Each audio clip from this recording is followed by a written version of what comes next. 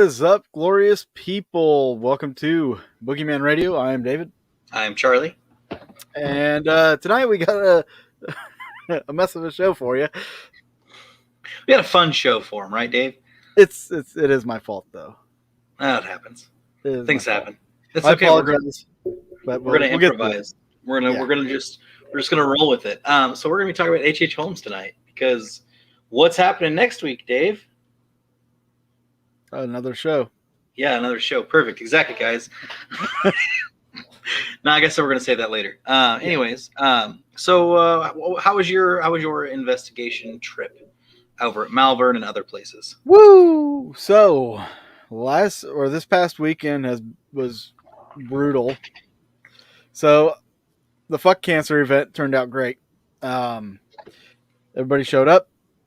We had quite a few more people purchased the live stream last minute, which is really awesome. So big shout out to everybody that did that and for those that joined me on the investigation. But man, it was draining, I'll tell you. So after the show last week, my initial plan was to leave here right after the show. And then Josh told me, I was like, oh no, I'm not going to be at the manor until 8:30 the next morning. So I was like, okay, I'll just wait a little bit and leave at 5 a.m. So after I got off the radio show, I didn't go to bed till about like midnight. Woo! And then I got up at 4 a.m., got my stuff together, packed up into the car, and headed up to Malvern, Iowa, which was like a 5 to 5.5 hour drive. Long and then for you. Yeah. And then we stayed up. I went up there early so Josh and I can hang out. So we did that. We tied one on pretty late till 4 o'clock the next morning. Gracious.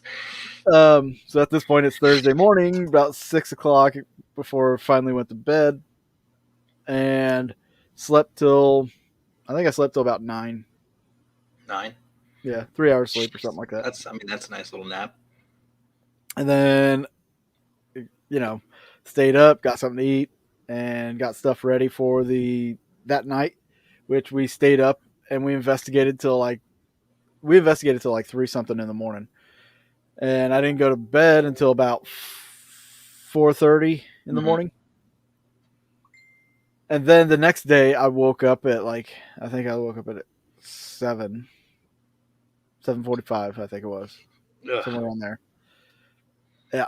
And packed up all my gear. And then I went down to Beatty Mansion in St. Joseph and got invited down there by Stephanie Neal and got to join Coyote Chris Sutton, and Stephanie Neal. They were hosting an event there and had quite a turnout, but ended up helping with the whole event. And we ended up investigating till, I don't know, probably about 3. Yeah. But then once most of the guests left, and there was only like 5 of us, or no, there were 6 of us. 6 of us. No, there were 7. I decided that, there's enough of us here and Beatty's big enough. We're going to play a game with the spirits. Okay. So we the girls were using the Necrophonics app. Okay. Which I'm not a big fan of it anyway. No, I know nothing about it. So. And then, so what we did was we made 2 people run the Necrophonics. Everybody hid in Beatty Mansion. So we played hide and go seek in the dark. Nice. But they had to use the Necrophonics to find everybody. So the spirits had to communicate to tell them where we're at. Okay. We wanted to see if they could find us. And then ultimately it boiled down to us just playing hide and seek in the dark. Oh, nice. Good. Which was fun. Just a good old fun time playing hide and go seek as adults. Well, we did that till 7 a.m. Nice. And then I went to bed for about an hour and a half. And then I drove home. Good gracious. Yeah. So talk about fatigue. All the way until I got home, I had maybe 7 hours sleep. And how many energy drinks did you have? Just with my Jägermeister. Yeah, of course. Of course, with your Jaeger. That's Jaeger and energy. Gosh, that's total opposite ends of the spectrum. But okay. So when I got home, I said hi to everybody, and then I went to bed for about 8 hours. But you And then I did. woke up for about 4 hours, and I went back to bed for about another 9 hours. Good gracious. And then I stayed up. Well, by that time, I was up. It was at night though, and I just stayed up because I was awake, and I just played Skyrim. Yeah, Created a new character and all that good jazz. it's great times. Skyrim, you And can waste. I found a place that I had not been, See, and told you every time you play that game, something new happens. Every and single. the boss whooped Yeah, but it my did. ass. I was like level 15 going up against somebody that was, 4 times higher level than me. So I booked it, but at least I know where the place is on the map now, and I can go back there. Yes, honestly, getting a notepad and writing all that stuff really helps a lot. So yeah, I did that, and then of course I've been getting some good sleep, but Good. today was I mean, today was a I really decent know. day. Oh yeah, of course. But I mean, after the paranormal hangover, I'm sure you needed the rest and you Oh needed Lord, time yeah. to finally get your stuff done. So, dude, I completely get it. Was that the longest like binge that you've done paranormal in 1 week? No. No. So I think it's season 4 of Haunting History. John and I made this long ass road trip. We went from we drove from here up to Malvern, which is 5.5 hours. Yeah. Stayed the night at Malvern. We went the next day. We went to the Farrar Schoolhouse, filmed there, and investigated. And then from there, we went to Edinburgh Manor and filmed there and investigated. So that's 3 days in a row. And then we came back down and stopped at Malvern Manor and Jeez. investigated. And then we drove home. Good gracious. Yeah. The life Like and 4 times of a days, traveling paranormal investigator. 4 straight days, man. That's awesome. That's It pretty was awesome. horrible when we got back. Oh I my mean, goodness. no sleep schedule, like pretty much whatsoever. You're awake, getting B-roll, doing your thing. Yeah. And at Like, that time, I didn't have a kid and right. responsibility or So nothing. you don't have to worry about it. Yeah. So do you have any more events coming up for Fuck Cancer? I'm planning on it. I've Okay. talked to Justin Spurrier about doing something at Garnett. And I've also talked to Stephanie about doing something at McIntyre Villa. Okay. And she said whenever I want it, it's mine. So it's only a matter of setting a date with those two. Right. But yeah, things are looking good as far as that front. And the event, man. So some of the stream kind of screwed up. Like it's Iowa, they have internet issues. Yeah. When Johnny Hauser and Chad Lindbergh were on, the streams were kind of jacked. Choppy. So they ultimately ended up bouncing. Okay. We were just having fun, like commenting on the stream. Yeah. While the investigators investigated. Are you saving any footage of that investigation, or can you talk about if anything happened or anything? Yeah, I can talk about it and everything. All right. Do you want to talk about it or you want to save it? No, I'll talk about it. It's fine. Okay. The chances of everybody from Haunting History seeing it, what I'm talking about, could be very slim. That's fair. No, actually, it was pretty boring at first. It wasn't until Nick Groff jumped in, and it's when he kicked up the activity. He got everything started. So did you guys have him like on a computer or a phone, like taking him into specific spots? Well, yeah, I had my tablet was running a camera and my phone was running a camera, and so I had the people that were there to investigate. I had them using my phone. They were up in Inez's room. Okay. And then I had my tablet camera stationary in Gracie's room, and I put Nick over the Gracie's video, so he was doing an EVP session through Gracie's room, basically. And for the first time, my EDI, the EMF on my EDI, finally lit up. Wow! So you've never Never. I've had it for 6 to 8 months now, maybe longer. Okay. But so it definitely wasn't the Wi-Fi signal like doing anything to it? No. Interesting. Okay. This is the first time I've ever seen it light up. It's ever gone off for you. Yeah, and it lit up when Nick asked it to. Oh wow. Which was really cool. Yeah. They thought they heard some voices over the come over the stream, like saying somebody else. That was what it said, supposedly. Okay. But I didn't hear it when I went back over it. Okay. But we seemingly had caught 2 shadow figures. Oh. We had the camera at the, by the stairs. If you're facing the nursing wing, the nurses area. Yes. Okay. We had the door open so you can see that back wall in the hallway. Well, yeah. On that back wall, you can see like this little shadow walking around back there. Hmm. So we caught that. It's hard to see because like the 4-screen thing, but we were doing the hide and seek thing. This is where I first come up with this. Was there at Malvern. Cassie was doing the searching with the necrophonics, and believe it or not, it kind of led her to everybody. Nice. But the thing was, like, we never got to see her find anybody because, like, the stream would screw up and freeze. Oh, interesting. But when she got down to the nurse's station, or when she started to head down to the nurse's station, the stream froze. And the image that it froze on made it look like there was a shadow figure standing in the doorway. Oh, Like, you could see, like, facial profile, the bust had boobs. Was this the doorway that's like that blocks the, or not that blocks? Separates the nursing home wing? Yeah. That's pretty cool. Like, it froze on there for a good solid minute. Oh, that's pretty cool. All right. Well, that's pretty neat. I'm glad you guys got some stuff, had a little fun with it, had some personal experiences, I'm sure. And I freaked everybody out at the end with experiment. Uh-oh. I flooded the hallway, the Shadow Man hallway, flooded it with fog and a laser grid. It was so thick. When somebody got to the end and shined their flashlight back, you could not see the light. Oh, at all. That's interesting. At all. Okay. And when you look back when you got to the end, you couldn't see anything. You couldn't see anything or hardly around you. It was so thick. And we shut off the lights, just had the laser grid going.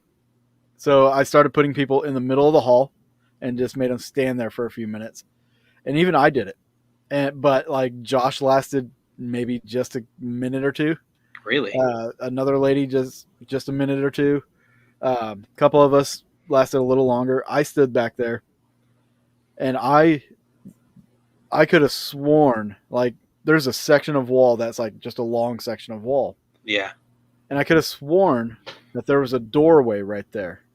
Like it was a big black doorway right there. And then at one point, it seemed like I saw like this female standing in that doorway, which was really weird because it's all wall. Yeah. And then shortly after, I seen like this little shadow, like a short, just kind of go past me straight up the hall. Through the smoke, like just dope. Started up there. But before I went down there, another girl was in that area, and she said she's seen what looked like a figure just walk from one side of the hall to the other right in front of her. And that's why she quit. She was like, nope. Well, with the rolling effect of the fog, I can understand what she means, but the whole thing. Oh, you see the darkness, the shadows. You do see the shadows. It's insane, and it messes with your mind so bad. But it was so cool, and I would do it again if I get a chance to. Well, if I'm around for when you do it, sign me up because, I really want to do it in Garnett. That'd be dope. It'd be sick. What section of Garnett would you do it in? Probably the room that slants, the one with the attic access. Okay. That's probably where I'd do it. Is that because it's a pretty hot spot, or? Yeah, it's a pretty good hot spot. People have seen shadows there. They've captured a shadow, a photograph of a shadow figure in there. And the ball comes out of the closet there. All that good stuff. I would do it in the attic if I could get up there and be able to sit up there without worrying about falling through. Well, that is kind of a worrisome thing. So the floor just kind of right. People tend to worry about things like that. I don't want to break a foot or something, and not sue the owners of the place. That'd probably be a good idea. All right, so I guess let's. Anything else you want to add to your ventures this week? No, I was going to ask you how your weekend was. Man, it was good. We've been busy at work. The pool just opened, so things have been. I shouldn't say it's been super busy, just because the weather wasn't the greatest this Memorial Day weekend. It was pretty chilly, and a lot of people went out of town. They went to better, nicer climates because last year they didn't really get to do that. So, of course, everyone's going to be out of town as much as they can this year, which I think it's going to be a huge year for spending and just people getting out, anyways. Especially down in Florida and Texas where things aren't as crazy. So, do it, because there were so many people that I talked to this past week. They're like, yeah, we're going to Florida, we're going to the island, just whatever, like trying to get out and go do things. Yeah, awesome. To get out of Kansas City. Yeah, yes, go have fun. Go while it's 60 degrees and the first 2 days, Friday and Saturday was actually really nice. Saturday, Sunday were really nice. Had a little bit of rain. I think Sunday, but Monday it rained the most. But we had most of our golfers Saturday and Sunday. Like I said, this time of the year, usually a bunch of people are out of town anyways, but I felt like there was more so than usual. Right. Yeah, but other than that, it was a good week. Can't complain. And we're here for the next one. It's it's June, man. Like, we're in summer, full swing. It's when there's titties, you got to get witty. That's right, man. You gotta just get it and go. you gotta try at least. You can't just sit on the sidewalk and do nothing. But no, I think we got a good week coming ahead of us too. But it's too early to tell. Yeah, well, that's good. Here. Yeah, and I spent most of the day going over or finalizing the research and stuff that I looked into for H.H. Holmes, and looked up some other stuff as well. I found this girl named Stephanie Harlow. She does a great job on YouTube breaking down a lot of cases and mysteries and stuff. And she dives into this and gets crazy details from like childhood, the middle of their life, and then basically the end of the person's life if they catch the person, which is what she did with H.H. Holmes. And she actually went through, and some of the stories that they tell, like that are a part of his story, she actually was like, no, this is actually most likely what happened, and like went through, because throughout the years, stories just get mixed in and try to claim the terror. Because from what I could tell going through here, it wasn't so much that he was wanting to kill people. It was more of they were a means to an end that he was just trying to, snip off. He wasn't, his main goal was actually like conning. Like, he was a con man. He was a swooner. He tried to get free goods from people from stores and stuff, and then turn around and sell them, and then claim, oh, I don't have them anymore. I can't pay you money for it. Like, it's not here, and go from there. So he was pretty bad with fraud and stuff. And he had a pretty good like criminal record for pretty much throughout his entire adult life for being and his POS. childhood. And his childhood, supposedly. We don't know. Like, supposedly. But he did, which we can get into in a little bit. He was made for this, honestly. Oh yeah, 100% made for this. Like, you go back to his like, that's where I was going to start, is he was a pretty quiet child, but he also seemed very intelligent as a child compared to the other children. When most of the children knew they wanted to go have fun, go play, do whatever, he was pretty reserved and mild and kept to himself. He was a very like solo kind of kid. He did have. Well, go ahead. Makes you wonder if he just sat there and watched them play and just learned their mannerisms. Like, analyzed them, maybe. Yeah, maybe. I mean, the kid lived through a traumatic childhood. I think. I don't want to spread around rumors, but I know his childhood was not good as far as like family homes. But he did. Let's see here. He was born Herman Webster Mudgett in May 16th, 1861 in Gilmanton, New Hampshire. Born into an affluent family, Holmes enjoyed a privileged childhood and was said to be unusually intelligent at an early age. Still, there were haunting signs of what was to come. He expressed an interest in medicine, and what he would do is he'd keep like a box of his most prized possessions, so like teeth or what have you, and he'd also keep skulls of animals that he would either kill or were already dead, dissected in this box. So it was pretty alarming that this kid was keeping this kinds of stuff. And then all of a sudden, his best friend just like died. They were playing, and then he just died. And many think that it was actually Holmes's first kill, graduating to an adult kill. Wondering what that, or not an adult kill, but a human kill. But there's really no physical evidence that actually does suggest that Herman did kill him. we go off of what people have said. Um, so Holmes became pretty much a teacher shortly after graduating from school at 16, mind you. He graduated high school at 16, or what would Well, be considered high school at that time. even before then, like this guy was like working with the town doctors or Yeah, that's what it the was saying. He veterinarians, would and go. He after he graduated, he then moved to Alton, New Hampshire, where he met his first wife, Clara Loverling, in 1878, July 4th. Herman had a way with the ladies. He had a way with the ladies. He was very dashing. He was very charming, but he was also kind of forward. He was not kind of. He was pretty forward at the same time.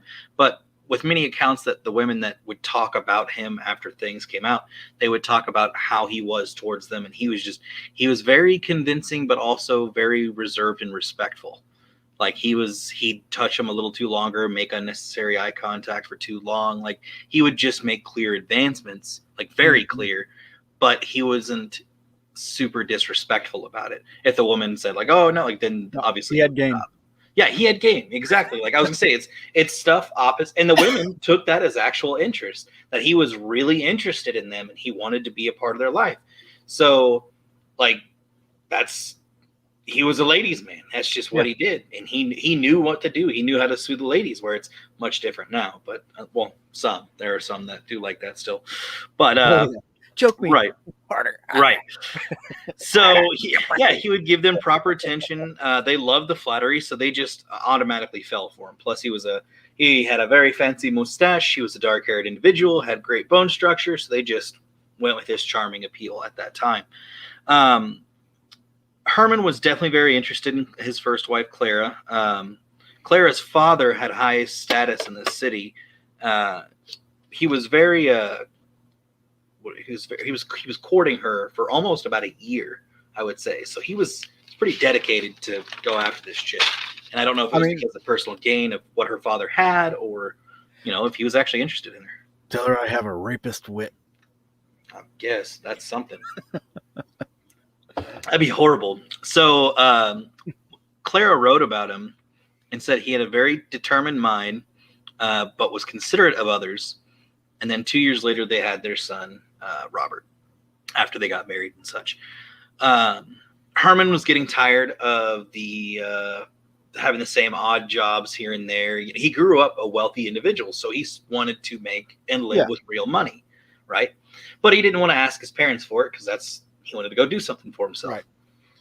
So he decided he wanted to become a doctor. And so they all moved into his folks' place for about a year so he could apprentice with a Dr.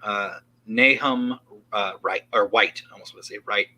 It's with Dr. Nahum White. He apprenticed with him for about a year. So something that I've always found interesting, back in this time, people weren't dying left and right. You didn't have people signing up for scientists and medical staff to really like, hey, can we use your body for scientific research? Well, no, it didn't happen all the time. People weren't signing up for that, but people were dying all the time. I mean, you got to think. Yes, that's fair, but they weren't dying as fast as what they would hoped when they needed the fresh bodies. So something that was very, very, very common in the medical field was grave robbing.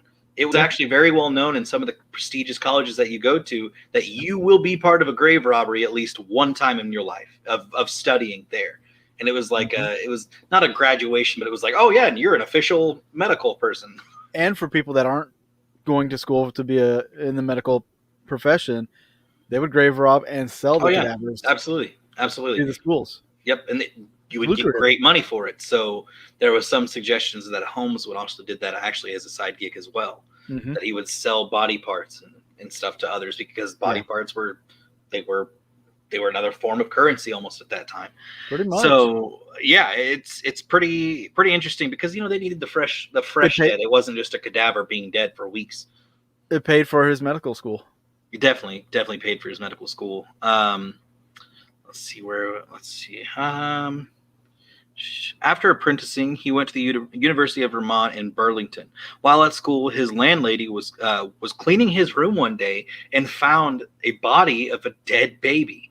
Herman told her that it was a classwork from school, and he was charming and talked his way out of it. I can believe that. I can believe it too. If he's like, "Oh, I'm going to medical school. It's strictly for science and Just work." so I can learn anatomy. Exactly. So it's like, you know, did that pose the question? Did he kill some kid? Did he dig up some kid? Or did he get it just from the school? I'm going to say he probably... You think so? It was Think he probably a actually killed stillborn, I somebody? bet. Well, maybe I could see that, like a Planned Parenthood situation. Kind of, something like that, yeah. Something like that.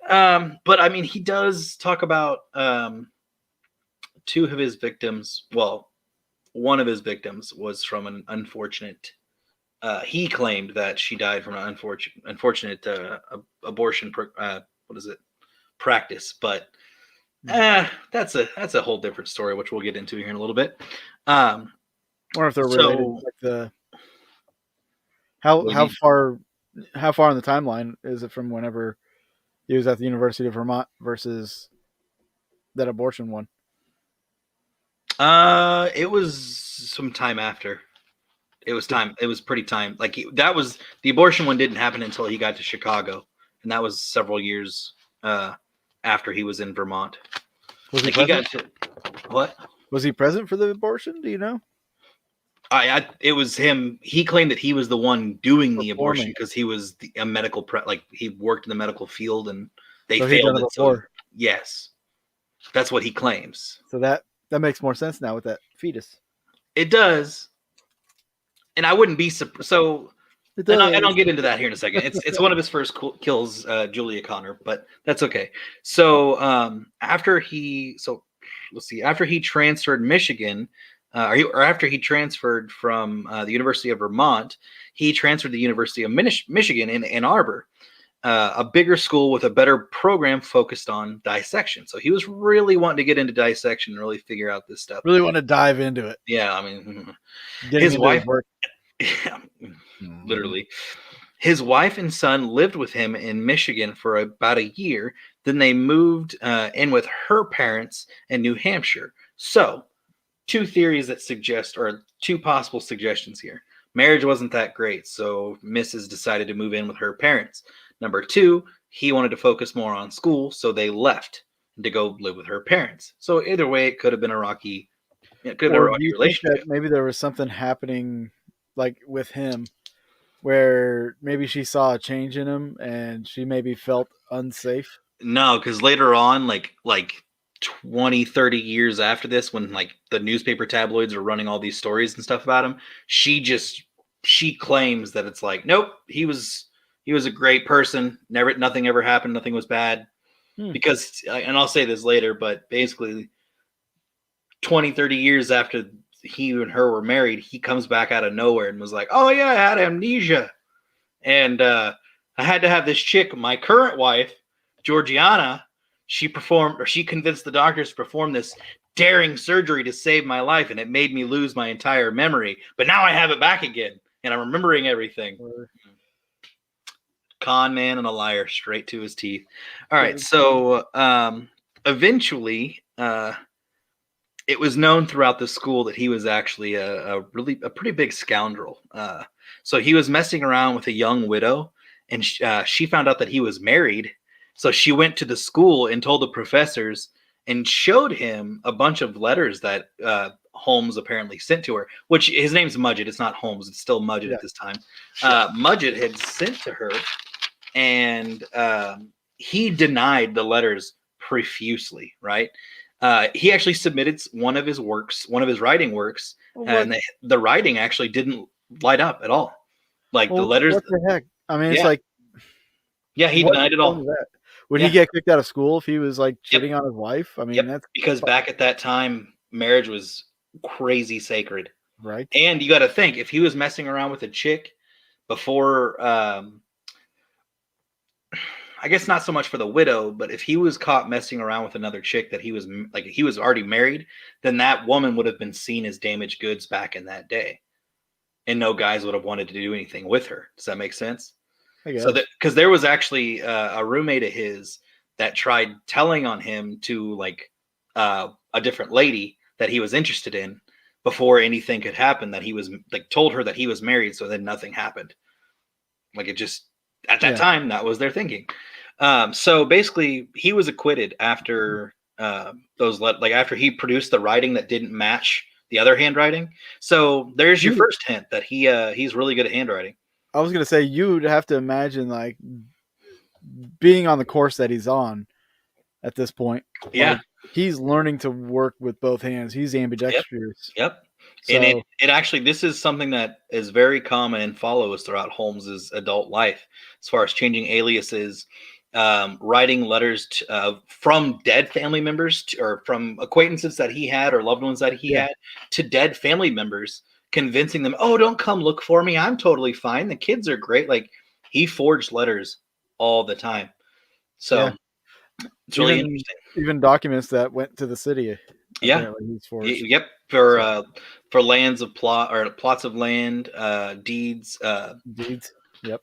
husband's life insurance. Anyways, so Herman graduated from Michigan in 1884, and it was said that when he graduated, he actually went to one of his professors and confessed that the whole thing with the widow was completely true. Like, that's a rumor. I don't know if that's 100% true, but how ballsy would that be? Just like, Professor's probably like, once yeah, you have your thing, is like, I did okay. everything. Bye, and he leaves. So He could have been like, the professor could have been like, yeah, that's fine. I'm banging the secretary anyway. yep. So, So in the fall of 1884, he took a position as a teacher and a doctor in Moores Fork, North Carolina, New York, which is actually really close to the Canadian border. The townsfolk said he was odd and couldn't pay his debt, and he never paid rent. He never, like, if he owed people money, he was never able to pay them, and he'd make excuses one after another, to try to do it. And then it was said that a young boy went missing in the town. People said the boy and Herman spent a lot of time together. Not long after Herman disappeared into the night, he left the town and his name behind, then began to use the alias, different aliases. His most popular one, H. Holmes. It's most likely that the little boy was actually his son, because his son did live with him for a very short time in this town. And then all of a sudden, the kid just disappeared. So then that left the town folks thinking that he would actually, like, killed the kid or something mysteriously happened. right. But I think he left the town because of financial instability. He wasn't able to keep his debts up. He wasn't able to do medical. He probably couldn't find anybody to sell body parts to. Like, dude just, he just couldn't do it. So he left the town. And then he convinced an old friend of his to be a part of an insurance scheme. His name was Robert Lee Koch. They both decided not to go. What? Yes, exactly. That is exactly his name. They both decided to Bob not go Koch? through with the scheme. Yeah. Because I guess there was a bunch of big crackdowns on insurance fraud. And that was actually something that Holmes would be later known for doing, was his crazy insurance fraud schemes. Holmes' second wife, Myrta Belknap, knew him as Henry Howard Holmes. So she didn't know him by his real name, Herman Mudgett. She knew him as H. Holmes. And it suggested that why he went by H. Holmes, because that H, those H's could mean anything. So he could change up his name like that anytime. Yeah. So he met her in Minneapolis in 1886, and they were married, quote unquote, because he was still married to Clara before. Kind of can't really get married when you're still married. So they were married in 1887. He moved to Chicago. She moved to Chicago with him to settle down as a pharmacist after he was able to get his license. So he had to go to a town to actually, like, take a test to get a license. Well, he passed, got the license. And then while searching for a place, he found a drugstore that was said to be owned by an elderly couple, a Dr. Holton and his wife. Well, when you go through the actual recounts and not just the stories, the person that was actually selling the store was a lady, and that was Dr. Holton, but she wanted to just sell the store, and she actually wasn't old. Her husband wasn't old. They were just ready to sell it and move on with their lives. Well, that plot where that stood is where the murder castle sat, where he wanted to build the murder castle. So he bought that plot of land, and he bought that plot of land actually legally and fair, and that was the last time that we heard. Well, the Holtons actually did. You're right. Like, good job being a good citizen there. They know where the graves are for Mr. and Dr. Holton, the people that actually owned that pharmacy beforehand. So no, it wasn't old people that did it, or that had the place, and then they thought, oh, he killed them, and no, And took over the place. yeah, And exactly, the wow. stereotypical what a killer would do. Um, so Holmes's murder castle plot was made in March 1887. So there was already a second floor, and then they wanted to do a third floor as a hotel. Construction began in August of 1887. So then it was announced pretty early, like several years before, because they had pretty good amount of time to prep up. Chicago was about to hold the World's Columbian Exposition in 1893. The World's Fair. Yes, the big World's Fair. But Paris just had their big World's Fair, and the United States was like, we've got to do something. We've got to do something. So they decided, let's do it with Chicago. And the area that they did it in was just around the corner from where Holmes's place was. And so he was thinking, oh, this is the perfect place for me to get people in here, strangers that nobody knows, people from all across the globe. People coming from overseas. Yeah, you would be able to. There weren't credit card transactions like there were today. Somebody could just like, hey, I'm staying in this person's place, blah blah blah blah blah blah. Or they wouldn't even know where they're staying. They're just going to show up and try to find a place to stay. Mm-hmm. So Holmes actually convinced one of his tenants, Dr. Lawrence, to invest in building the third floor so it could be used for the hotel for the guests who needed a place to stay in town. And the way that he set up the third floor was he would hire different contractors for specific jobs. So you'd have I think there was one that he set up a room to be basically be like a hot room where it would be like metal pipes all around the room, and the flame what the gas. The gas. The blowtorch. The blowtorch would be hooked up to the metal, and it would heat up the metal, and then the room would just get hot. And you can only imagine where to go from there. He had one room that was a gas chamber, pretty much a gas chamber. Yeah, where he had pipes running into the room that fed into the room, and you just gas people and send them down the chute. I was gonna say, and then he had the oil chute that was made to send it straight down to the basement. Sounds like some real serious Sweeney Todd stuff. Now, mind you, these are all confessions that he had. Nobody has been able to actually prove this because the building did burn down, which is such a sad thing. Like, oh man, if the building still withstood, that'd be pretty gory, but pretty cool at the same time, because you can go through and see all this stuff. So Holmes later confessed to the killing of Julia and Pearl Connors. Her daughter Pearl was 8 years old. He first told the people that she and her daughter left for California. He wrote letters claiming that Julia was fine, saying everything was okay, not to come look for her. And later, Holmes confessed she died during an abortion operation, claiming she was pregnant with his child. Bones were later found in his basement that were thought to be between the ages of 6 and 8 years old. They think that it was Pearl's. So his explanation why... or the explanation that he gave for why he killed Pearl was he didn't want a girl growing up he didn't want her growing up being damaged and knowing that she could say something at any time. So anytime he killed, it was a means to an end.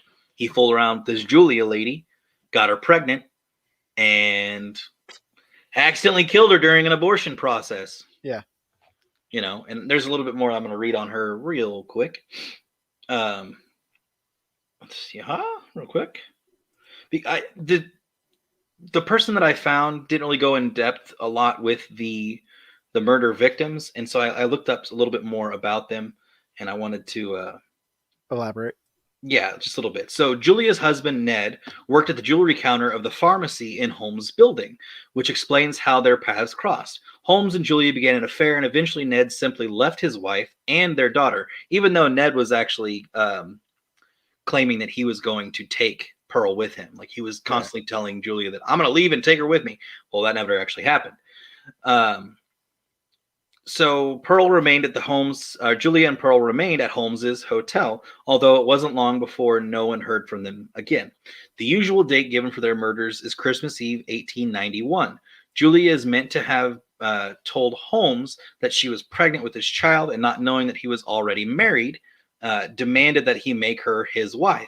Holmes supposedly agreed to marry her as long as she would allow him to perform an abortion.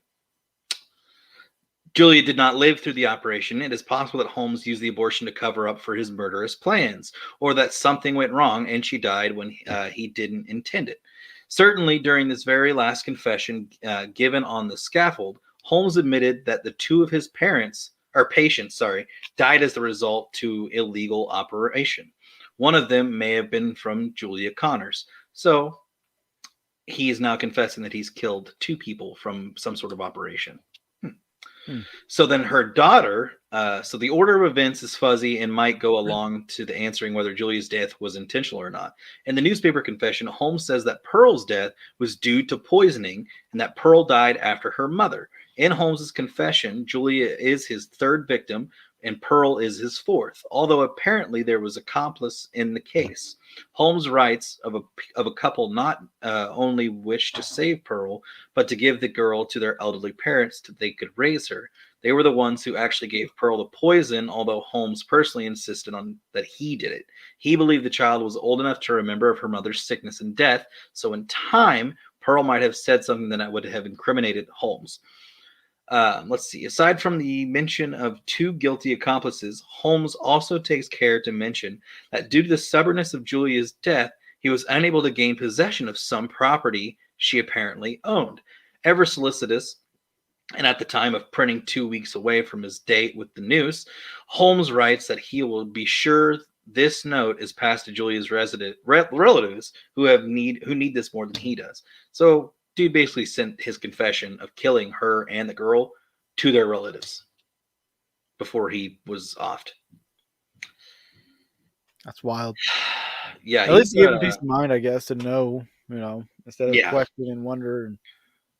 That's true. And then again, this is the same man who earlier stated that Pearl was off with other relatives until she was old enough to speak for herself.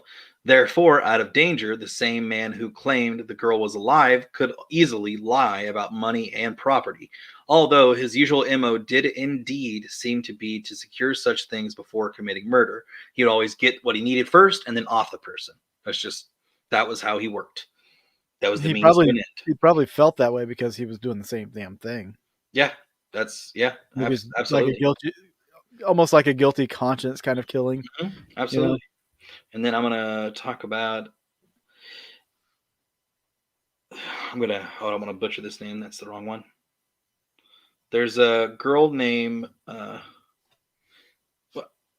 is my phone doing this? I don't know, but you better fix it. There it goes. Emmeline Sigrand. Okay? Emmeline Sigrand. Emmeline Sigrand was the 11th victim of H.H. Holmes' claims in the newspaper confession, published 2 weeks before his execution. She was also connected to Holmes long before his confession. Emmeline Sigrand was brought to Chicago to work as Holmes' stenographer. Depending on the version of the story, Holmes either hired her through a Chicago typewriter firm or Benjamin Peitzel met with her while he was away on the gold cure for alcoholism, then informed Holmes of the beautiful secretary. Either way, it was known that Emmeline Sigrand moved to Chicago in order to work for Holmes. So his lackey, Peitzel, the main story goes that Peitzel brought her along, showed her off to Holmes, and Holmes is like, let's have her work for me here. Let's give her a good paying job, and I got some eye candy, whatever. Dude wanted more all the time. Oh, yeah. Never satisfied. Right. The story Holmes tells in his confession is the same he sold her parents after her disappearance, that she had met a man and was going to leave him for her. The difference is that, in responding to Peter Sigrand in a letter, Holmes argued that Emmeline had indeed married this unnamed man and had then moved away with him suddenly. In a second letter sent a few weeks later, Holmes claims that the new Mrs. Phelps has been located and her unexplained absence satisfactorily clarified. So he wrote a lot of fake letters. Oh, yeah. The Sigrands carefully examined the last letter they received from their daughter. One of them said she was going to get married, and the very last one laminated that she had in fact married a bad man and would leave him as soon as possible. Upon closure inspection, this last letter was determined to be a forgery. The truth, at least as Holmes claims it in his confession, center on the large vault he had installed inside the murder castle, because Emmeline had become his mistress as well as his indispensable secretary. He couldn't let her go. Holmes writes that Miss Sigrid stopped by on her way to her wedding, and Holmes offered her a counter proposal. If she wrote a letter to her fiance telling him that she decided at the last moment she could never be happy with him, Holmes would take her to another city and live there with her as husband and wife. The letter to the fiance made it clear that it would be useless to look for her, thereby covering Holmes's trail. He says she was very willing to create the letter, except he also tells readers that at the time he made this proposal, Emmeline Grand was locked in the room-sized vault. The only way for her to escape it is to agree to write the letter, which she apparently did, before suffering a slow and lingering death.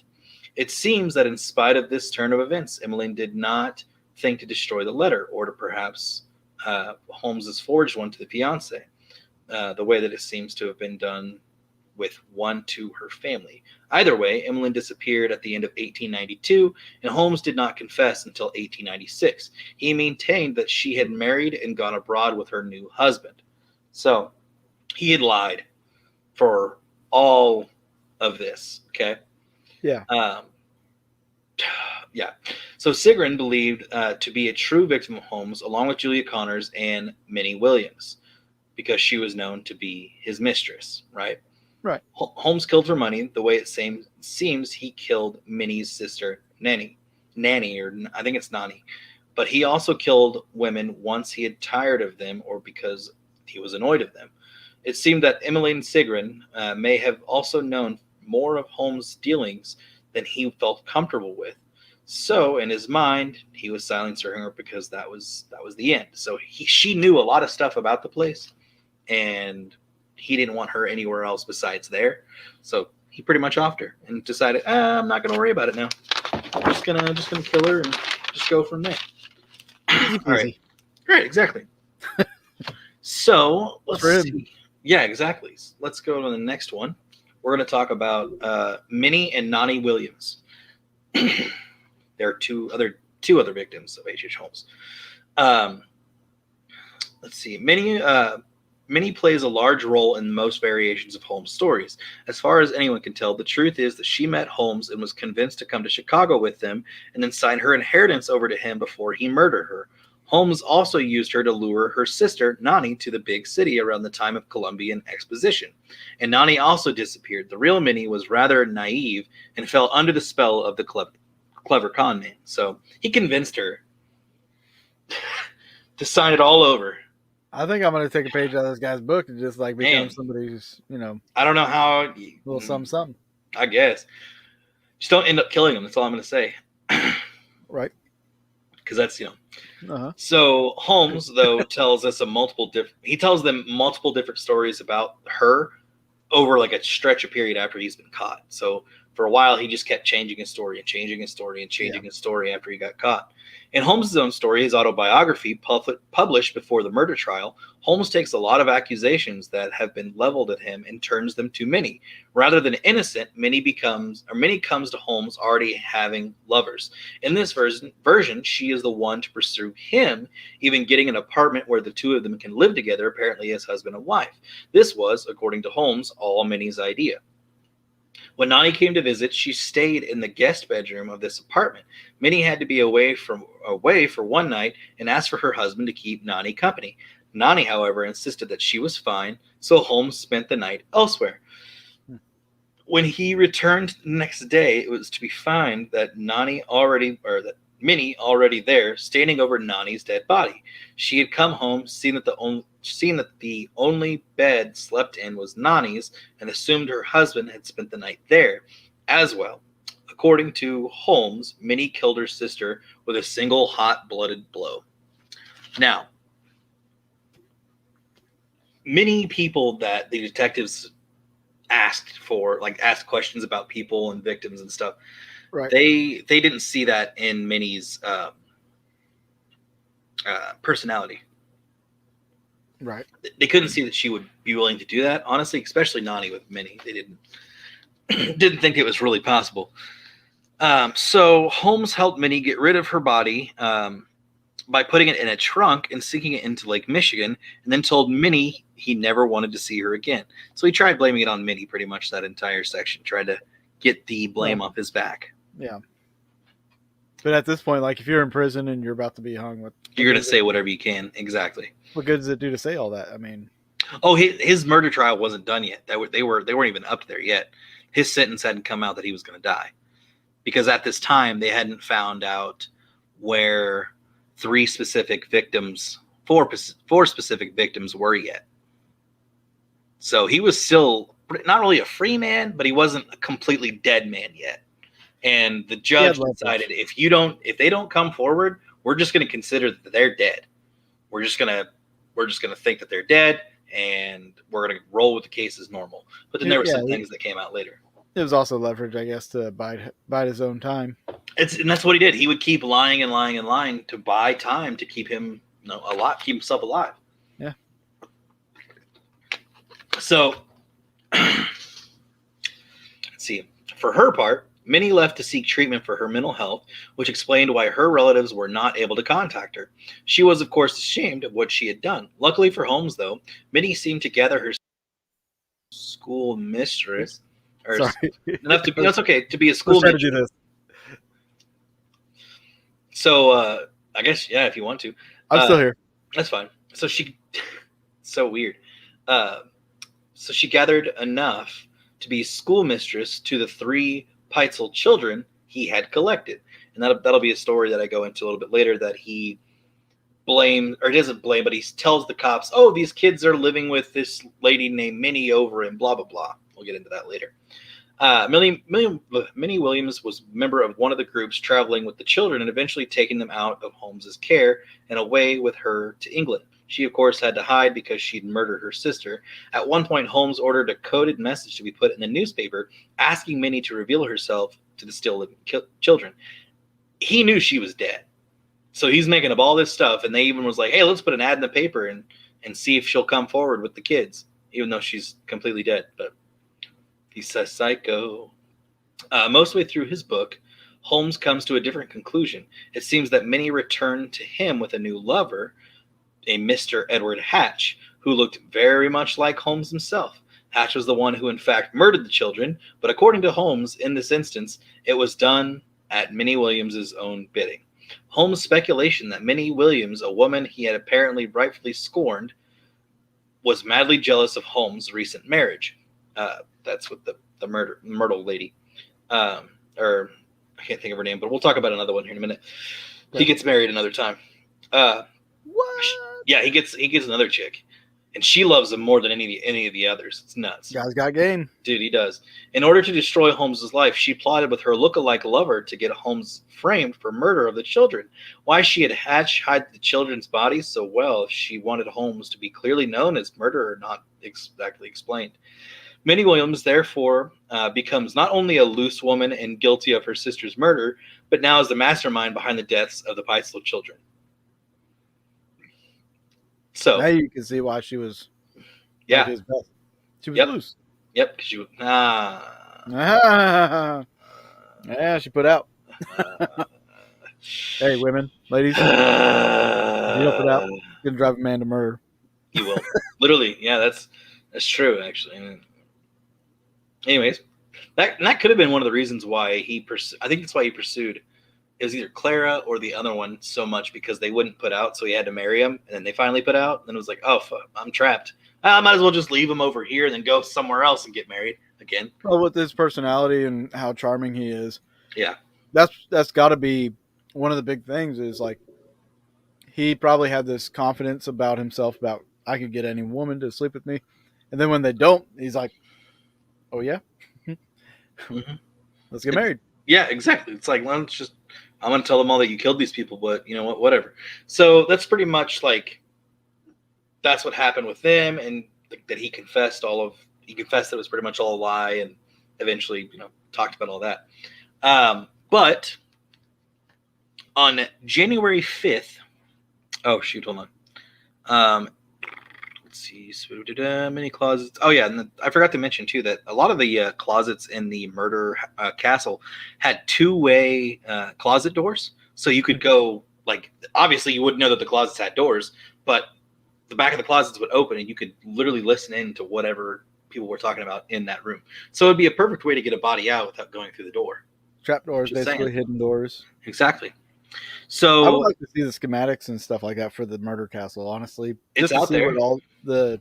Look it up real I'm quick. sure, I'm sure, yeah, I could look it up and see if it's on there. While I'm talking, look it up real quick. Yeah, yeah. So on January 5th, 1893, the sheriff's office in Chicago served Holmes with a writ in regards of a lawsuit filed by Toby Furniture Company. 6 days later, they returned to pick up the furniture that he never paid for. Holmes's goal was to get the goods to run the hotel and then to sell the goods and claim that they weren't there. Murder was just a means to an end, and it wasn't his ultimate goal. So obviously, he would take the furniture from these companies and try to sell them to keep the hotel open, not just from the. Which actually, the hotel wasn't really a thing. Like, yeah, he talked about that's what he wanted to do to build this thing, but they wouldn't really get the money for it, so he had to seek other means of getting it, and that's where the whole grave robbery thing came into play, where he was selling body parts and trying to help further along his career in this crazy madness. Yep. So eventually, this same company kept pushing and kept pushing and kept pushing when they actually found. What was it? Let me see here. Okay, yeah. So they actually found a bunch of the furniture in the place before he could burn the place. So before he had decided to burn this place down and collect the insurance money, these places that he got all these goods from actually showed up and was like, "Hey, we're here to collect. We have a writ from the police department. We have whatever. Like, we need to get our stuff." Well, I guess somebody had tipped someone off saying that there's a secret room up here. There's a room over here. And when they would open those rooms, furniture that was bought from these stores to be sold later were being stored there and kept there. So the companies were it's a mass free for all on this guy's business of people serving him and trying to get him to pay stuff. Well, when the building catches on fire, you don't have to worry about any of that anymore. So on August 13th, 1893, the fire started. Holmes did it to collect the insurance policy, and he removed all his items of value from the third floor a day before the fire. Holmes was out of town and with a family. So he wasn't there when it happened, but it was said by one of the. Plausible deniability. Yes, And then he could exactly. have his henchmen do it. Exactly. His new secretary who replaced Emmeline was there. I can't remember the gentleman's name. And there were eyewitness reports of burning, I think, tar on the top floor coming through one of the closets and just burning down into the closet. And that's how the building set fire and wasn't the best building ever. So the building burnt down to the ground and we'll not get the answers that we hoped we'd get. I found an image. Let's do overlay. Yeah. So I found an image that has like the schematics of it. I mean, there's a lot of them out there, but like I can't blow them up and zoom in and zoom out on StreamYard here. So I got one that kind of shows a somewhat zoomed in on one area. I'm gonna upload that here, and then we'll take a look at it. Yeah. All right. So in January. Oh, there we go. There we go. Yeah. So this is like there's a hanging secret chamber to this building. This is just the second floor. Next to the bathroom, he's got this trap door from the third floor. Yeah, which that's the thing. The second floor was mainly supposed to be the long-term residence area, and the third floor was the murder part. And he's got all these secret things going on throughout the building, but like, I mean, this just kind of gives you an idea of how big the building actually was, and also like just the amount of thought that he put into this. Like, there's one room, this one, the maze was put there to kind of disorient somebody that if they go in there. He's got an asphyxiation chamber. Yep, gas. It's freaking maybe nuts. Maybe it's like one of those gay beat up clubs where they beat each other with Maybe, stuff and choking me out. maybe, yeah. Well, So Georgiana Yoke was was third Holmes's third wife. Holmes left Myrtle and his daughters in Chicago, and his daughter in Chicago, and he ran off with Georgiana to Denver, Colorado, to collect the insurance payments of Minnie's brother, who died in an accident on her. He collected them on her behalf. So basically, he had a handwritten note saying, "Hey, I'm Minnie, blah, blah, blah, and I send this guy to collect the insurance money from my brother's death. Give him the money, and then we'll split it out." Well, obviously, he didn't give the money to anybody because they're both dead.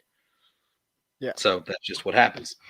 Holmes and his new wife went to Fort Worth, Texas. Holmes' minion, Benjamin Peitzel, the guy that we talked about earlier, he was actually waiting for them in Fort Worth, and they were living on a ranch which was owned by, or was in the name of Minnie Williams. At this moment, there was a $10,000 life insurance policy taken out on Peitzel. So he went ahead and got Peitzel's life insurance policy, and he'd been paying the premiums for it. Holmes been paying the premiums since 1893. They were going to fake his death and split the money. That was Holmes's biggest insurance fraud deal. Yeah. They set to build a bigger building, and Holmes decided to buy horses and promised to pay the horses back, but he went ahead and just sold the horses and never paid it back. Well, he was actually indicted by the grand jury in Fort Worth, but he was actually out of town before they could really get to him and put him on trial because he was gone with another one of his aliases. No, of course. Right. And then he moved to St. Louis under the name H.M. Howard. He purchased a drugstore. He was up to his old tricks, of course, purchasing goods on credit and never paying it back. While Peitzel was out of town, Holmes informed Peitzel's wife, Carrie, and told her of their plan and that she was to be a part of it. And if she went along with it, she would also receive a cut. The mortgage on the store was due. Peitzel used an alias to get a second mortgage on the store. They packed up everything that wasn't nailed down and was ready to leave, but a lender showed up the next day to collect a debt. He noticed everything was locked up and notified the police. They arrested Holmes the same day and was sent to prison because of fraud. So he didn't spend a lot of time, but it was a very small amount of time for the furniture that he had stolen. And they found out that where all the furniture was, they found it all, like the stuff that wasn't sold. They found it all and got it all back, which was good. So for time restraints, let's kind of fast forward a little bit. So how he got caught. How he got caught. Mm-hmm. Okay. I think it was just fucking stupid and hilarious. Man, okay, so I'll go ahead and say it. So eventually, he kills Peitzel because Peitzel finds out that his son is really sick and wants to leave because they go to this last location to really finally fake this dude's death, which is what they were going to try to do at this current location. They couldn't do it, so they went somewhere else. So he kills Peitzel because Peitzel wasn't going to go through with it. So instead, he's like, you know what, screw this. It didn't work this hard. I'm going to just go ahead and do it. So he kills the guy, collects the insurance money, and then lies to Peitzel's wife. Mind you, Peitzel's wife knows everything about the plot. She knows that we're gonna fake his death, so he's lying to her. Oh no, he's alive, he's fine, he's in this city, blah blah blah, but you guys need to have some space apart. You can't be seen together because that's very dangerous and we'll lose the money. So month after month after month after month, Holmes is taking care of Peitzel's wife and his 3 kids, while she has another two younger kids, I want to say, with her. But the kids that he pretty much takes with him is 14-year-old Alice, 10-year-old, I always forget her name. Darn it. I can't believe I'm forgetting this. It's all right. Yeah, there's 2 kids with him. Well, he takes 3. He takes 3 of them. Alice, the girl, and then the boy Howard. So Howard's the first boy that he actually says that he kills. Mm-hmm. He says that he poisons him because he's tired of him. He was tired of the kid being around. He was going to dig a hole and shove him in there at another location, but someone caught him in the act and it was kind of suspicious, so they decided not to. So then later on, he goes to a different town, kills the kid, poisons him, chops him up, puts him in a furnace, kills him. Obviously, like he's dead from the poison, but chops him up, tries to get rid of the evidence. Then he tells Carrie, "Oh, the boys with Mister Peitzel, Benjamin Peitzel, at this place, and you guys will see him here very soon." Well, that's obviously not the case, is it? So then he decides, all right, now I got to take out the girls because they're also in a means to an end. So it was said that he confessed, saying that he took one of Mrs. Peitzel's like big like trunks, like clothing trunks, and put the girls in there with a hole in the top and fed a tube through there that was connected to the gas line. Well, at the location they were at actually didn't have a gas line. So it was determined that he most likely actually poisoned them and then full on just buried them. He didn't burn their bodies. He didn't do nothing. He was a little short on time, so he was a little sloppy. So he killed him, what have you. So then he told Mrs. Peitzel, "Oh, the kids are now living with Mr. Peitzel over in this place, and we need to have you go to this area." So more months and months of her not being able to see her husband definitely started to make her go a little more suspicious. Well, by this time, the Pinkertons, I don't know if you know what they are, they definitely caught wind of Holmes's dealings in Chicago and started hunting him down because of like other investigators. Well, before the major, because he got all this money from Peitzel's death, so he was able to hop around different cities around the U.S. Yeah. And while continuously lying to relatives and saying that all these people were okay and never they were not okay. A never-ending job at some point. It was that's the thing is it was just never ending. So eventually he convinced Mrs. Peitzel to go back to Vermont, which is where she would finally be with her husband. Well, they all met back up in Vermont, and I guess she caught him digging a hole in the basement and boarding up the windows. And so he didn't do it, but he just like all of a sudden just, I guess, vanished. He told her, I'm gonna go do this. Well, in his time of vanishing, he went back to his mom and dad's with Georgiana in, I'm going to say New Hampshire, and told them, "Hey, I had amnesia, and this lady's the one who saved me, and I'm sorry for remarrying, but I didn't know that I was married before." So like there's this huge gap that he could just say whatever he wanted to say. And so eventually the Pinkertons caught on. They were waiting for him in Boston. It was saying that he was out for a stroll one day when the police snatched him up and was like, "Hey, let's go on down to the station," and started asking him questions about certain things. Well, they didn't have any evidence to try him or to put him on trial just yet. So he was pretty much still a free man. Well, since then they brought in Carrie Peitzel, where she was a suspect now too, because they couldn't prove anything with Holmes. So they grabbed her, and she just told them basically like everything, except she didn't tell them that she knew about the that she didn't know about the scheme and everything. And Holmes actually left it out that she didn't know anything. But then eventually she did obviously say what had happened. So then the Pinkertons hired other investigators to go around and start looking and questioning other cities that Holmes had been to. And they finally found a lead. The guy by his name was like Detective Geyer. He was able to hunt down the place where Holmes and the two girls, Alice and the other girl, were staying.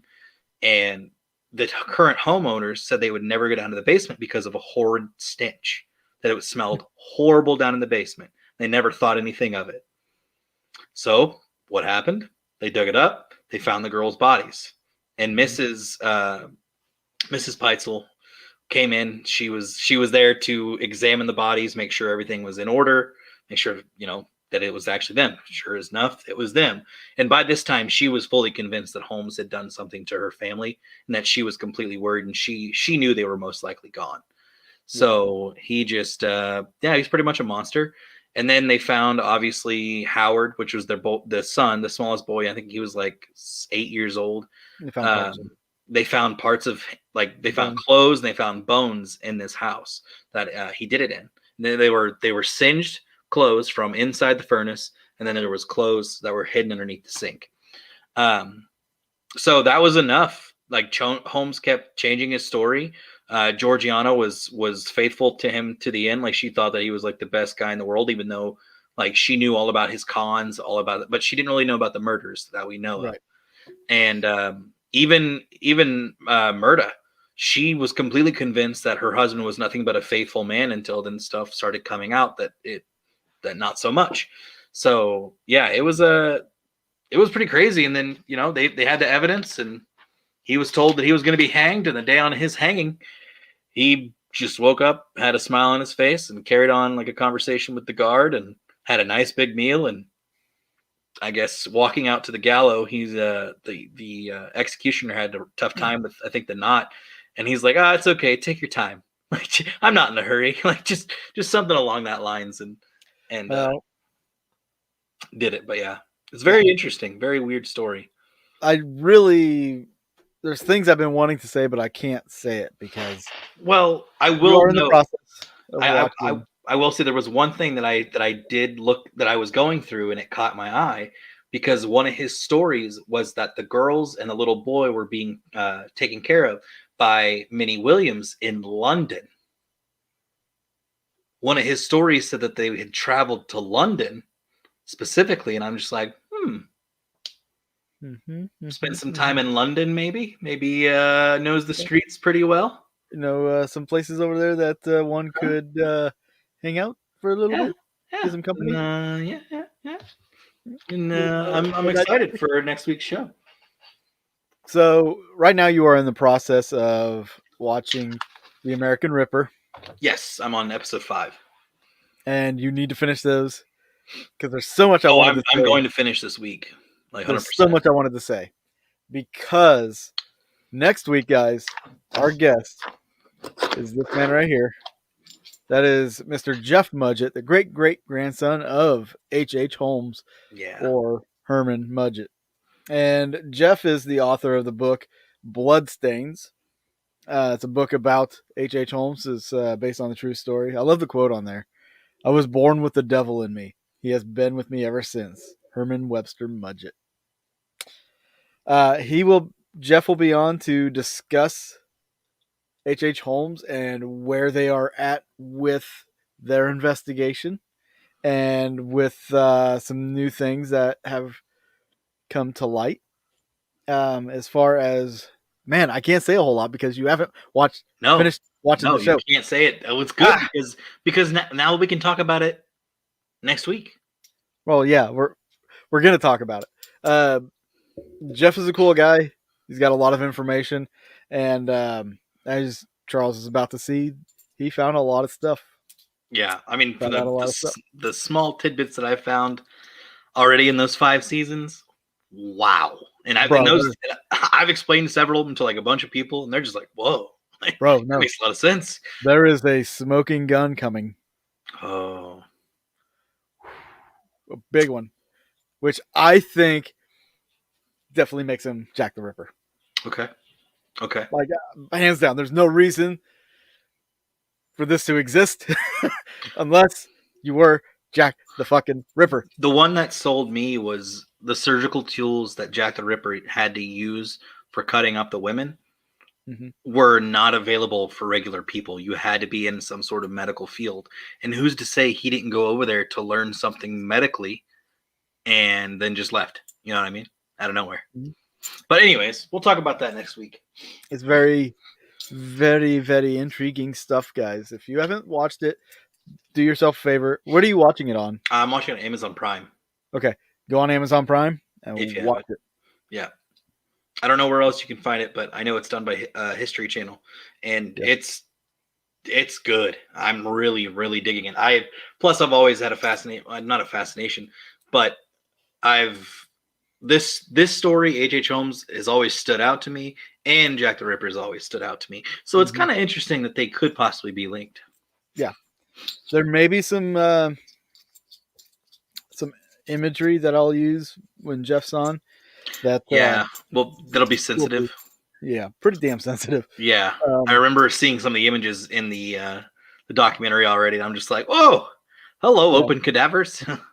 Especially with the Jack the Ripper one, the last kill victim. Yeah, where they're just laid out on the bed. It's like laid out, like yep, just. Yeah, oh yeah. Yeah, brah. when you We'll have to do throw finish that, sensitivity. I want to talk to you immediately. Okay. Finish up way before the show. Okay. I can do that. Easy. And as soon as you're done, we'll talk about it because Okay. Jeff was pushing for a second season on that thing. Oh, was he really? Uh huh. Ooh. That means he has found more evidence, and I can't wait to hear about it. If he's willing to talk about it, of course.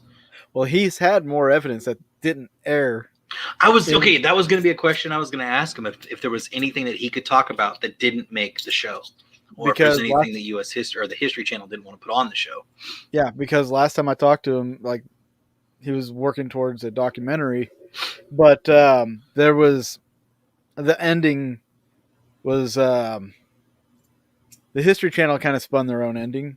It's kind of what I was thinking was going to happen, but So, and he wanted to clarify that when it happened. That was one of Okay. the things he came on the show to do, was clarify that. But yeah, if there's gonna be a second season, there's got to be more. Yeah, absolutely. You don't want to just waste everybody's time doing the same stuff over and over again.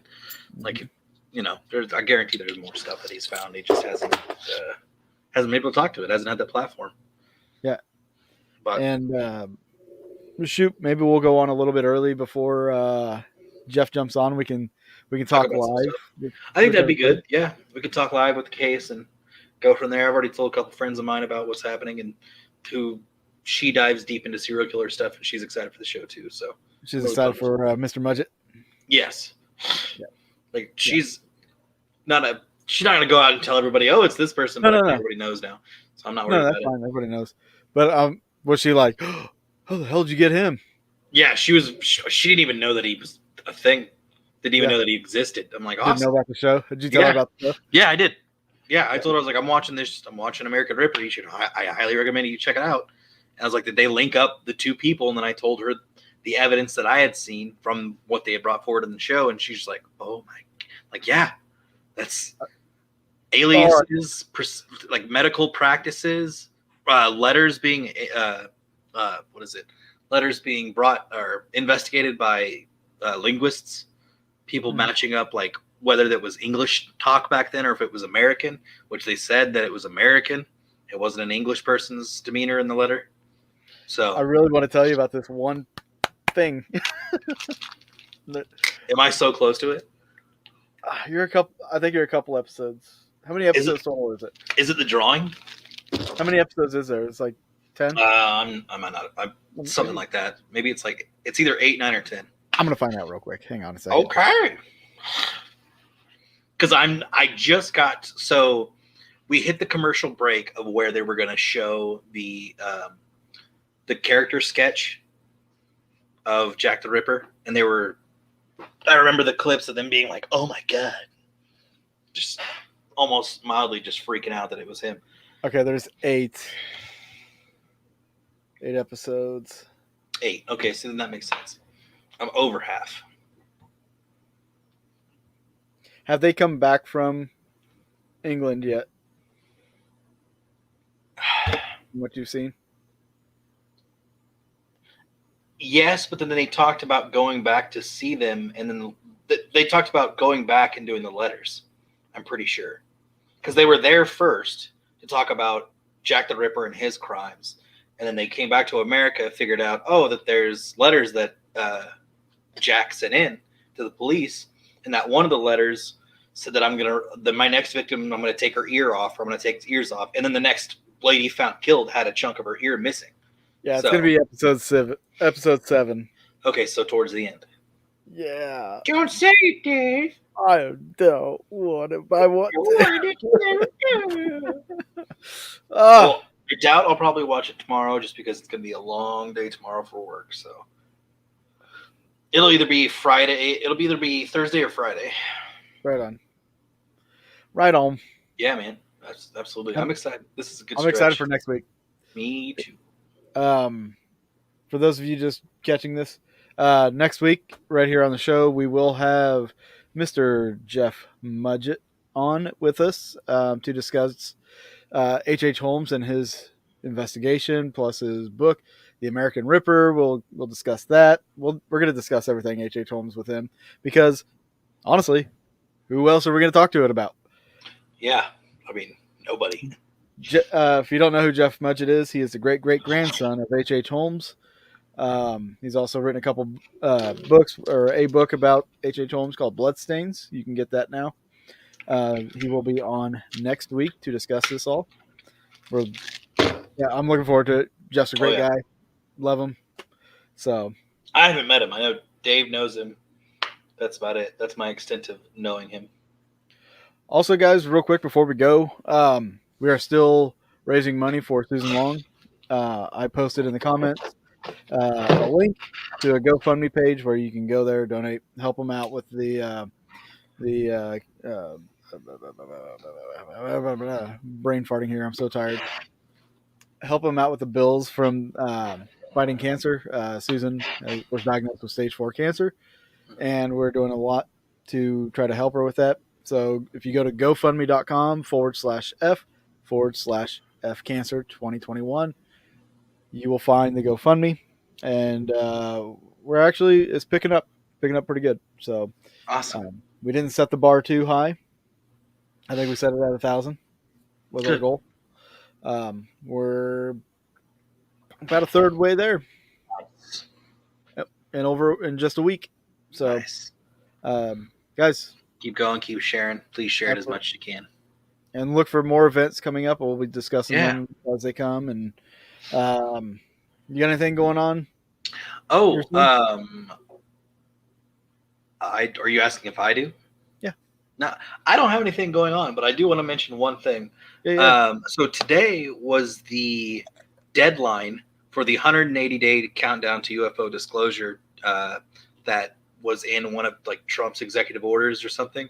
Well, they actually did a delay, so now that's going to be delayed a little bit longer until I think someone else's report comes out for someone else's report that has nothing to do with UFOs has to come out first for that to come out. So we're still hanging on to disclosure, of course. A lot of people were hoping we were going to get a lot more answers, but hey, I'm just saying, just about every week now, there's new footage, there's new admittance, like from military to from government. Like there are people running out of black talking. markers. Yes, there are people talking about. Yeah, definitely. There are people talking about UFOs and what is it? Unidentified aerial phenomena now compared to right. Same so, right, it's just the government's fancy way of saying it. But I'm just saying, the conspiracy theorists were never wrong. It may not be aliens. It may be aliens. We don't know that. But do UFOs exist? Absolutely. Hey, these conspiracy people, they were seeing things in the sky. They were telling you they were seeing stuff in the sky, and you all made fun of them. Yep. Now who's laughing, bitches? Yep. They're the ones that are pushing limits. They're the ones that are asking questions. You gotta ask questions on a daily basis, guys. You have to ask questions. Yep. Don't accept the norm. Don't accept the everyday garbage. You gotta ask questions. And we'll see where it goes. I mean, yeah, I'm hoping it goes somewhere. If it doesn't, then it's just like another dead end program. But I mean, they're admitting that these vehicles, we have no way to keep up with them. Yeah, and they're admitting that they're seeing them too. So yeah, that's what I'm saying. They're admitting that they can't keep up with them and they see them. Yep. Like there was a ship, I think the USS Omaha, that got surrounded by several UFOs this past week, and a bunch of people were talking about it. So, it's here's the other thing. People thought that this whole disclosure thing was going to be, or not just the disclosure, but the like they were going to use holograms to create like a fake Project Bluebeam. Could this not be part of that? Like just the beginning of it? It could actually, could honestly be. I mean, if Elon Musk can send satellites up into space now and like huge links across the sky, who's to say they can't use other tech to project things? Yeah, they've been doing it for a long time. I guarantee they've been doing holograms. Have you seen the hologram of Michael Jackson and the hologram of Tupac Shakur on stage? Yeah, and that's like that technology exists, guys. 15 years ago. Yeah, that I've seen those. That's insane, right? That technology is alive and well. Just imagine what they can do with digital remastering. They can take video and completely alter it. You have to ask questions. Yep. Anyway, guys, we appreciate you hanging out with us. Yes, thank you so much. And we'll see you next week with our guest, Jeff Mudgett. Good night, Y'all have a everybody. great evening.